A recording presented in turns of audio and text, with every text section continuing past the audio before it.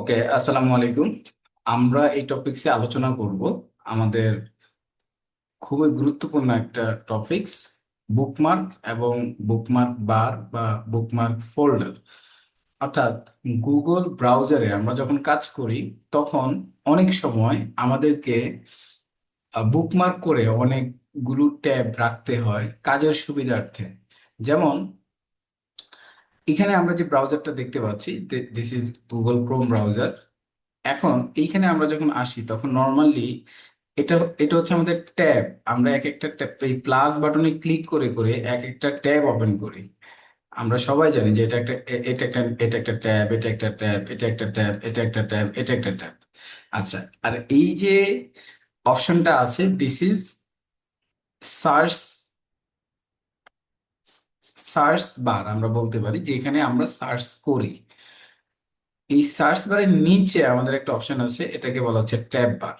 এটাকে বলা হচ্ছে ট্যাব ট্যাব। অর্থাৎ এইখানে আমরা ইচ্ছে করলে বুকমার্ক বার ও বলতে পারি। যেমন আমরা যদি আসি যে অ্যারোটার্স লার্নিং.কম, তাহলে অ্যারোটার্স লার্নিং এর ওয়েবসাইটে আমরা আসলাম। ওয়েবসাইটে আসার পরে আমরা এইখানে যদি ক্লিক করি, bookmark this tab, bookmark this tab, bookmark. তো আমরা যদি এখানে ক্লিক করি তাহলে আমরা এখানে আসলো হচ্ছে যে ইউআরএলটা, অর্থাৎ এই যে হোম পেজটা যেটা আছে এইটার অধীনে দেখা যাচ্ছে যে বুকমার্ক বার, বুকমার্ক বার। অর্থাৎ আমরা এই যে ট্যাবটা আছে সেটাকে আমরা বুকমার্ক করলাম কোথায়? বুকমার্ক বারে। তাহলে বুকমার্ক বার কোনটা? বুকমার্ক বার হচ্ছে এই যে উপরে, এই যে উপরে যেটা সেটা। এই যে অলরেডি আমরা এই যে ওয়েবসাইটটা আছে তাকে আমরা বুকমার্ক বার করলাম কোথায়? বুকমার্ক বারে আমরা করলাম। অথবা আমরা এখানে আবার নতুন করে ফোল্ডারও করতে পারবো।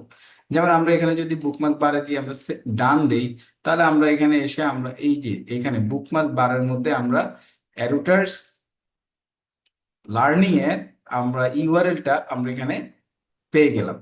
সুবিধা হচ্ছে যে আমি এই বুকমার্ক বারে আমার গুরুত্বপূর্ণ যে সকল ইউআরএল বা যে সকল সাইডে আমি রেগুলার আমাকে কাজ করার প্রয়োজন হয়, আপনি সেগুলোকে এই বুকমার্ক বারে আপনি সেভ করে রাখবেন।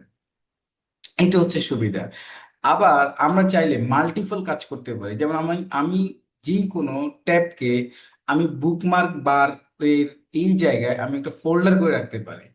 যেমন আমি এখানে যদি রাইট বাটন ক্লিক করি, এই বুকমার্ক বারের এই উপরে আমি রাইট বাটন ক্লিক করলে আমি এখানে অ্যাড ফোল্ডার দিয়ে, কারণ আমি এখানে একটা এটা তো বুকমার্ক বার, আমি আরেকটা ফোল্ডার আমি জেনারেট করতে পারি যার নাম আমি দিতে পারি হচ্ছে নিজের মতো করে social media site. Social media site আমি দিলাম, দিয়ে আমি ডান দিলাম, ডান দিলাম। যে নিউ ফোল্ডার আমি জেনারেট করলাম, দেখেন এখানে একটা ফোল্ডার তৈরি হয়ে গিয়েছে যার নাম হচ্ছে সোশ্যাল মিডিয়া সাইট। সুবিধাটা হচ্ছে কি, আপনি যখন এই মেইলে আজকে ধরেন আপনি কাজ শেষ করলেন, কাজ শেষ করে আপনি পিসি বন্ধ করলেন, পিসি বন্ধ করে আপনি 1 মাস পরে আপনি লগ ইন করলেন বা অন্য কোনো পিসিতে আপনি লগ ইন করলেন। সুবিধা হচ্ছে আপনি যদি বুকমার্ক বার করে রাখেন বা ট্যাবগুলোকে, যেই সকল ট্যাব ইম্পর্টেন্ট, পরবর্তীতে আপনি যখন লগ ইন করবেন তখন এইগুলো কিন্তু আপনার এই বুকমার্ক বারে শো করবে। দিস ইজ দ্য ইম্পর্টেন্স, অথবা এইটা আপনি বেনিফিটেড হতে পারবেন আপনার জায়গা থেকে। পরবর্তীতে আপনি এখানে চাইলে এই এই ইউআরএলটা আপনি এই বুকমার্ক বারের ভিতরে, এই বুকমার্ক ফোল্ডারের ভিতরে ঢুকে ফেলতে পারেন। এই যে আমি এখানে এটা ঢুকে ফেললাম।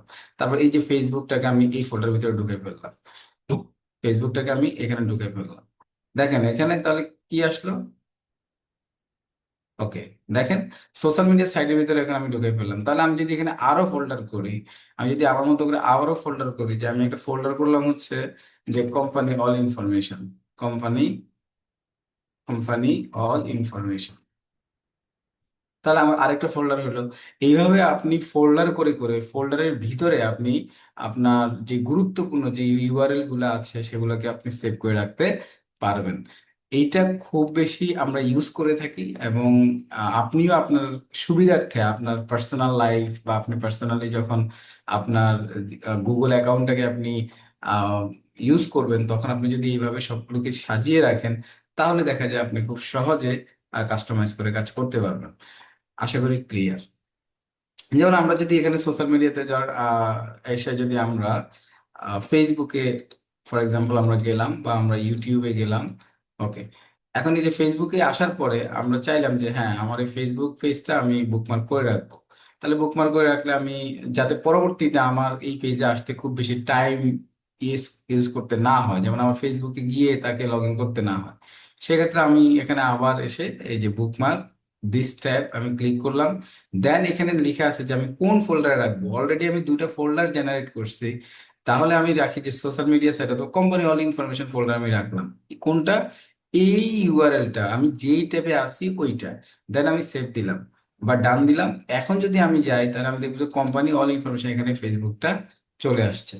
এখন এখানে আবার আমার দুইটা ট্যাব আমি অলরেডি এখানে বুকমার্ক করে রাখছি, এখানেও কিন্তু আমার একটা আছে। এখন আমি ইউটিউব চ্যানেল যে না আমি আহ, এটাকে আমি বুকমার্ক করি, তাহলে আমি চিন্তা করলাম যে না আমি এটা বুকমার্ক বারে করব।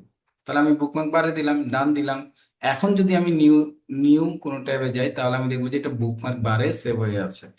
এখন আমি চিন্তা করলাম যে না এটা বুকমার্ক বারে আমি সেভ করব না, এটাকে আমি অন্য আরেকটা আমার আমার ফোল্ডারের ভিতরে আমি ইন করাবো। তাহলে আমি এখানে গিয়ে আমি এটাকে টান দিয়ে যদি সোশ্যাল মিডিয়াতে ঢুকাই দিই তাহলে আমি দেখবো যে বুকমার্ক বার থেকে চলে গিয়েছে এবং সোশ্যাল মিডিয়া সাইটের মধ্যে এটা গিয়ে ঢুকে গিয়েছে।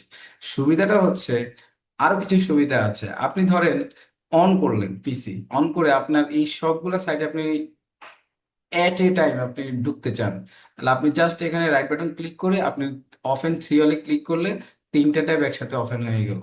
এতে করে আপনার কাজ অনেক বেশি স্মুথ হবে এবং আপনি অনেক অল্প সময়ে অনেক বেশি কাজ ডেলিভারি দিতে পারবেন।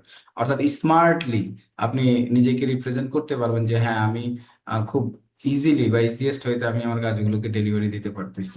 আশা করি ক্লিয়ার। এবং এইটা আমরা খুব বেশি ইউজ করে থাকি। এবং এখান থেকে আমি আবারও বলছি, এখান থেকে আপনি কিভাবে এখানে আসছেন, আসার পরে এখানে আপনি ইচ্ছে করলে এখান থেকেও ফোল্ডার তৈরি করতে পারবেন যে চুজ অ্যানাদার ফোল্ডার।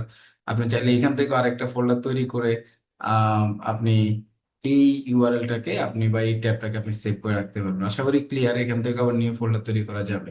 তো এটা নর্মালি আমরা ইউজ করে থাকি এবং আপনিও ইউজ করবেন। প্রফেশনাল লাইফে এটা আপনাকে অনেক বেশি হেল্প করবে। Thank you so much. আশা করছি এই টপিকসে আমরা খুব ভালোভাবে শিখতে পারলাম কিভাবে আমরা বুকমার্ক করব বা বুকমার্ক ফোল্ডার করব এবং কিভাবে আমরা আমাদের ডেটাকে বা আমাদের স্পেসিফিক কোনো ইউআরএল কে আমরা সেভ করে রাখবো পরবর্তীতে ইউজ করার জন্য। আসসালামু আলাইকুম।